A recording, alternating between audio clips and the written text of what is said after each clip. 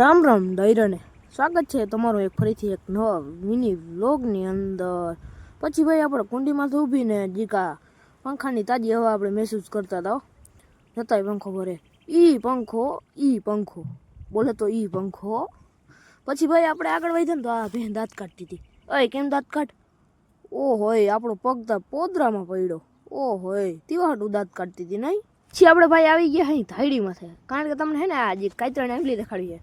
ઓહો જતા હવે પાકીને હાવ ફાટી પડ્યા. ફાટી તમારે ખાવા હોય તો આવી જાઓ, બાકી આ તો પાકીને હજી ફાટવાના જ છે. ફાટ્યા જ રાખીએ પાકીને. એ ફાટો.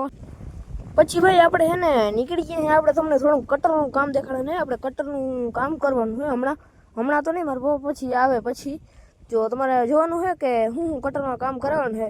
તો ભાઈ જોવા માટે છે ને તમારે આજનો ફૂલ વિડીયો જોવો પડે. નીચે આપી દીધી છે લિંક, જોઈ નાખો. બાકી ભાઈ આજનો મિની વ્લોગ તમને કેવો લાગ્યો જરીક જરૂરથી જણાવી દેજો. અને ભાઈ ફૂલ વિડીયો જોવા માટે નીચે લિંક આવી ગઈ, હજી જોઈ નાખો. અને આજના વિડીયો માટે બસ એટલું જ. તો જય શ્રી રામ, જય દ્વારકાધીશ. મળીએ કાલની પણ અથવા અનધર મિની વ્લોગની અંદર. રામે રામ ડાયરાને.